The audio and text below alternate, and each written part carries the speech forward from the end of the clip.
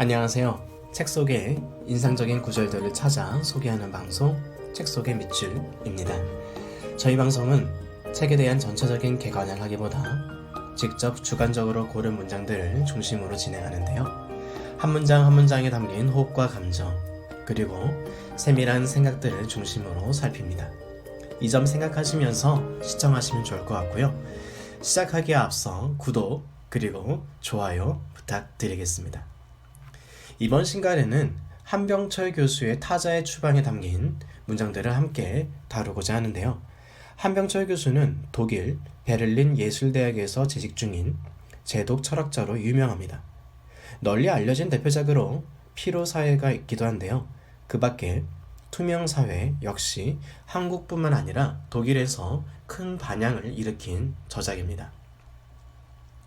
타자의 추방은 독일에서 2016년에 그리고 한국에서는 2017년에 문학과 지성사를 통해서 출간한 저작으로 소셜미디어로 인해 극으로 치달아가는 디지털 네트워크 사회를 비판적으로 분석한 아티클입니다.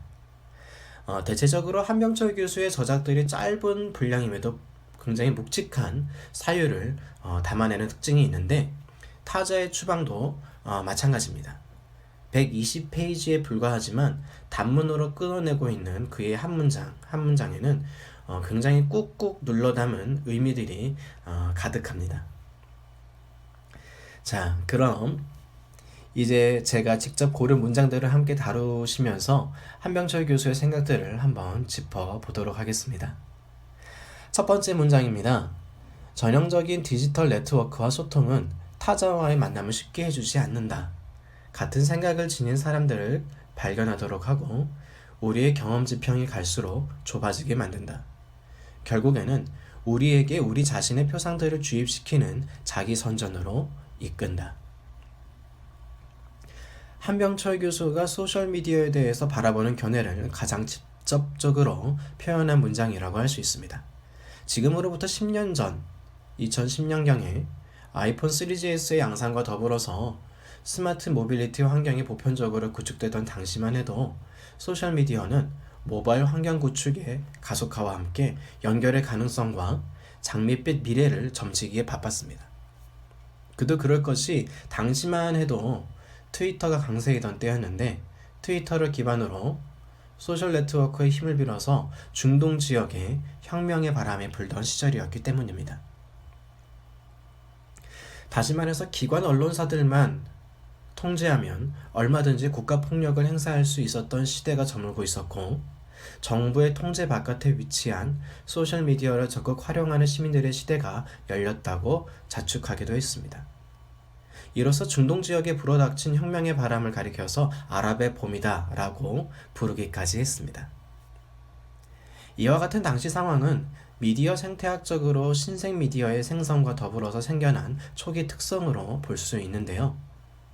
기성 미디어와는 근본적으로 다른 특성을 안고 생성한 미디어를 사회 그리고 조직이 미처 따라잡지 못하는 데에서 오는 현상이라고 할 수 있습니다. 이와 유사한 대표적인 예로 중세시대의 인쇄술의 발명이 그러한데요. 인쇄술의 발명이 가져온 사회 변동이 그러했습니다.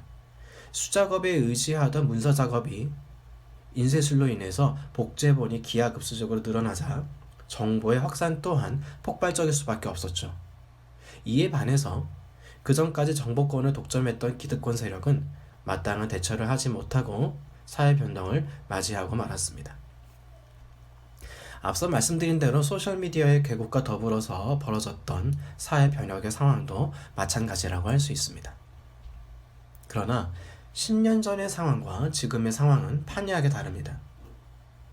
기술의 진보로 얻게 되는 장점 그리고 편의는 금세 피부로 와닿지만 그로 인한 부작용이 드러나는 데에는 대체로 꽤 오랜 시간이 걸리는 편입니다.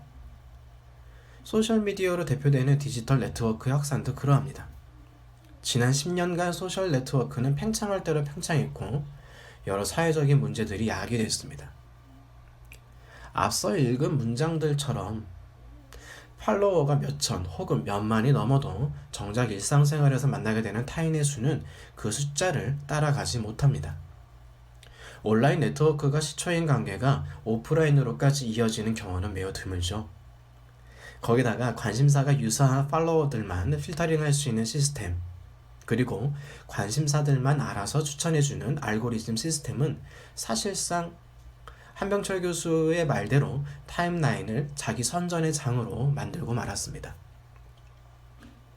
자신이 지지하고 있는 정파성에 따르는 논조들만 타임라인에 올라오게 되고, 사회를 바라보는 인식의 관점 또한 이처럼 타임라인에 도배되다 보니 다른 시각이나 경험들이 들어서게 될 자리가 없습니다. 더구나 이제는 소셜미디어라고 하는 미디어 자체가 초기 단계를 지났기 때문에 뉴미디어 환경에 익숙치 않은 집단이나 사회를 찾기가 매우 어렵게 됐습니다. 다만 사회 각 계층대로 혹은 관심사대로, 그리고 그에 따른 네트워크 묶음이라고 할 수 있는 클러스터들이 여기저기 생겨나게 됐습니다. 이에 대해서 사회적인 담론들이 대거 온라인으로 옮겨왔다, 이렇게 보기도 하는데, 소셜 네트워크의 가공할 만한 확산성에 비추어 본다면 이것은 거의 취향과 관심사 그리고 계층을 반영을 해서 온라인 장벽이 세워진 모양새가 되고 말았습니다. 사족이기는 합니다만 연결과 확장보다는 만리장성처럼 담을 쌓는 일이 후폭풍처럼 다가온 지금, 페이스북 개국 초기에 각 개인의 타임라인이 당시에는 담벼락이라고 불렸던 일이 괜시리 떠오르기도 합니다. 다음으로 두 번째 고른 문장입니다. 신자유주의는 체제 비판적인 혹은 체제에 부적합한 사람들을 달갑지 않은 인물들로 확인하고 배제하는 파놉티콘, 즉 추방의 옵티콘을 구축한다. 파놉티콘은 훈육을 위해서 작동하지만 파놉티콘은 안전을 위해서 작동한다. 자본의 논리를 철저히 따르는 신자유주의의 어두운 단면을 꼬집는 문장인데요. 파놉티콘처럼 감시 체계가 작동하지만 훈육이 아니라 반체제 인사들을 찾아서 걸러내고 배제한다는 이야기입니다. 이것은 액면 그대로 신자유주의 체제에 적극적으로 항거하는 활동가들이나 정치인들을 배제하는 일을 가리키기도 합니다만, 훨씬 더 일상적인 데까지 영향을 끼치고 있기도 합니다. 예를 들어서 남성 직장인들의 육아휴직의 경우를 보아도 그러합니다. 출생률 문제가 인구 절벽 문제로 치달아가고 성평등에 대한 화두가 시대적으로 요청되고 있음에도 불구하고 정작 기업 내에서의 상황은 별로 달라진 게 없습니다. 남성 육아휴직이 여전히 기업의 효율성을 해치는 것으로 간주되고 있고, 휴직계를 제출한 사원을 배제하거나 사후 보복을 하는 경우가 허다합니다. 그런데 이와 같은 배제의 과정들이 기업가들, 즉 회사의 고위 간부들을 통해서만 일어나는 것이냐? 그렇지 않다는 것이죠. 동료, 평사원들을 통해서도 일어난다는 게 굉장히 아이러니합니다. 같은 사원의 입장, 노동자의 처지에 있으면서도 기업가의 논리에 비추어서 효율성을 따지고 손익 계산을 한다는 것이죠. 이처럼 신자유주의 체제의 파놉티콘, 즉 배제의 논리는 생각보다 우리 생활에 깊게 작용하고 있습니다. 다음으로 세 번째 문장입니다. 신자유주의의 지배하에서 착취는 더 이상 소외나 자기 탈현실화가 아니라 자유와 자기 실현, 자기 최적화로 진행된다. 여기에는 나에게 노동을 강요하고 나를 나 자신으로부터 소외시키는 착취자로서의 타인이 없다. 오히려 나는 나를 실현한다라고 하는 믿음 속에서 자발적으로 나 스스로를 착취한다. 아무래도 한병철 교수의 주요 비판점이 신자유주의 체제가 극으로 치달아가는 상황을 비판하는 데 있다 보니 계속해서 동일한 어조가 이어지고 있는데요. 과거 산업사회에서 기업가나 그리고 관리자들이 노동자를 착취하는 그 주체로서 명확하게 드러났다면 지금은 그렇지 않다는 것이죠. 좀 더 딱 잘라서 단순하게 말하면 굳이 닥달해대는 관리자가 없어도 스스로 알아서 닥달하는 사회 분위기가 됐다는 겁니다. 자기개발, 자아실현이라고 하는 목적에 뚜렷하게 있어서 이를 향해서 스펙을 끊임없이 쌓고 자기 근면성을 최대치로 발휘하지만 결국 목적 달성에 이르러서는 자기 충족과 더불어서 자본의 논리에 종속되는 이면이 동시에 발생한다는 것이죠.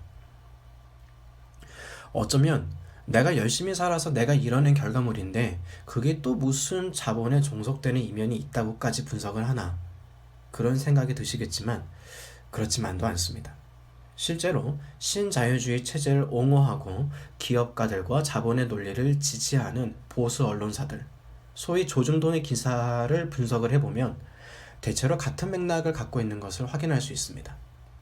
이를테면 헬조선 담론같이 사회 구조의 모순성을 짚어내서 대안점을 찾고자 하는 내용은 굉장히 적은 반면에, 강인한 의지로 자수성가한 개인의 일대기, 즉 자기개발의 성공적인 케이스들에 대해서는 스포트라이트를 비추는 경우가 허다합니다.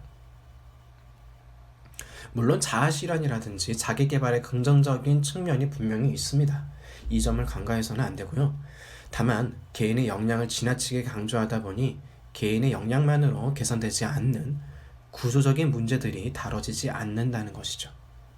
그런데 앞서 말씀드린 대로 조중동 같은 언론사들의 보도 행태를 보면 기업과 역량 있는 개인에 집중하다 보니 구조적인 문제를 피치 못하게 잘 다루지 못했다기보다는 애써 구조적인 문제들을 회피하고 사실을 왜곡하기까지 하는 경향이 있어서 문제가 되고 있습니다. 그래서 신자유주의 체제를 옹호하는 언론이라고 비판을 받고 있는 것이기도 하고요. 한편으로는 신자유주의 체제가 그렇게 잘못인가? 기업의 이윤 추구가 그렇게 잘못인가? 그러한 근본적인 물음으로까지 생각이 이를 수도 있는데, 맞습니다.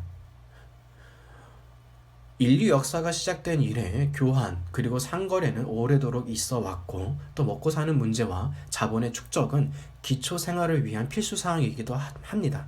그러나 사람살이를 위해서 자본이 뒤따르는 게 아니라 자본을 위해서 사람이 종속되는 것은 분명히 문제가 있습니다. 흔히 말하는 대로 먹고 살기 위해서 일하는 것이지 일하기 위해서 먹고 사는 게 아니기 때문이죠. 그런 면에서 보자면 자본의 논리를 끝까지 밀어붙이는 신자유주의 체제는 분명 문제가 있습니다. 그 지나친 속성으로 인해서 놓치는 것들이 너무 많다는 것이죠. 특히 사람을 놓치고 생명을 놓치고 평화와 상생을 한낱 거래의 명분으로 삼는다는 것은 굉장한 문제가 아닐 수 없습니다. 네, 이렇게 제가 고른 문장들은 여기까지인데, 타자의 추방에 담긴 문장들 함께 잘 살펴보셨는지 모르겠습니다. 어디까지나 제 주관에 따라서 고른 문장들이기 때문에 여러분의 취향과는 다소 다를 수 있습니다. 이 점 양해해 주시길 바라고요. 앞으로도 하나하나 뻗어나간 잎사귀를 바라보는 마음으로 책 속의 밑줄은 여러분과 함께 하겠습니다. 한 번 더 구독과 좋아요 부탁드리고요. 다음에 또 다른 책 속의 밑줄로 찾아뵙겠습니다. 감사합니다.